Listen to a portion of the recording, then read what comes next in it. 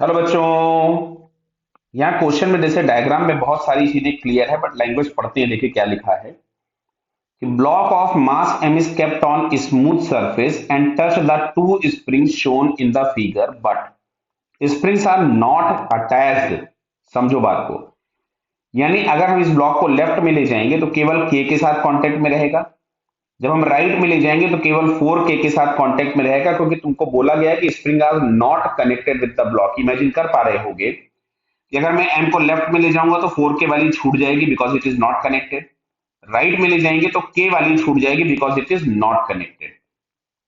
ठीक है। Initially springs are there natural length. Now the block is shifted L naught by two from the given position such a way compression in the spring and released time period of oscillation of mass. तो बेटा देखो इधर बात को समझो। यहां से जैसे मान लो यहां कहीं पे हम लोगों ने बना दिया ऐसा मीन पोजीशन। बहुत आराम से समझिएगा बेटा। ये इसका वन ऑफ एक्सट्रीम है, ये इसका अदर एक्सट्रीम है। तो मीन से किसी भी एक्सट्रीम तक जाने में जो टाइम लगता था वो t/4।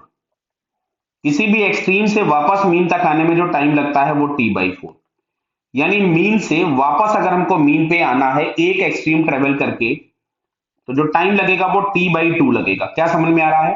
फिर ऐसा ही जब वो राइट में जाएगा तो वापस से t/4, और फिर जब ये लेफ्ट में वापस मीन पे लौट के आएगा तो वापस से आपको t/4 लगेगा। यानी लेफ्ट वाला भी जो टाइम होगा या राइट वाला जो टाइम होगा दैट विल बी t/2। क्या क्लियर है? अब सुनो इधर। यहां पे हमको दिख रहा है कि लेफ्ट साइड में ये के वाले स्प्रिंग के साथ है, यानी आधा ऑसिलेशन किया इसने के साथ। तो आधा ऑसिलेशन के लिए क्या pi root of M by K लिख सकते थे? स्प्रिंग कांस्टेंट के था। अच्छा, राइट हाफ ऑसिलेशन कंप्लीट किया इसने 4k के साथ। तो हाफ मतलब यहां 2 पाई आता था, हमने आधा कर दिया, पाई हो गया root of M by 4k। अच्छा, क्या मैं इसको यहां से लिख सकता था π/2 रूट ऑफ एम बाई के? अब तो सुनना बात को ध्यान से। ये ब्लॉक लेफ्ट में गया, फिर राइट में आया आधा ऑसिलेशन के साथ, फिर यहां से राइट में गया, फिर लेफ्ट में वापस आया आधा ऑसिलेशन इसके साथ। किसके साथ? 4k के साथ। तो टोटल टाइम हम लोगों के पास जो ऑसिलेशन का आएगा T, that is t1 plus t2। क्या क्लियर है बताइए? तो t1 प्लस t2 मतलब ये हो गया pi root of M by K plus π/2 root of M by K. तो यहां से शायद समझ में आ रहा है, आ जाएगा 3π/2 रूट ऑफ एम बाई के। क्लियर? तो अगर हम ये ऑप्शन में सर्च करें 3π/2 root of M by K तो बेटा हम लोगों को ये सी वाला ऑप्शन दिख रहा है। क्लियर? सो इसका करेक्ट आंसर सी है। चलो एक चीज मैं छोटी सी और बता देता हूं इसी में।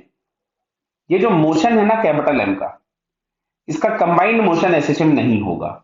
राइट हाफ एसएचएम है, लेफ्ट हाफ एसएचएम है, but its combined motion is not SHM because इसका लेफ्ट साइड में जो फ्रीक्वेंसी होगा that is root of K by M, और इसका जो राइट साइड में फ्रीक्वेंसी होगा omega, that is under root 4k/m। समझो, तो दो एसएचएम्स का सुपर पोजिशन नया एसएचएम तभी होता है जब फ्रीक्वेंसी सेम हो। तो एक लेफ्ट में एसएचएम है और एक राइट में एसएचएम है, इसका कंबाइंड मोशन एसएचएम नहीं होगा, ऑसिलेटरी मोशन होगा, पीरियोडिक होगा, but it is not simple harmonic motion. Clear?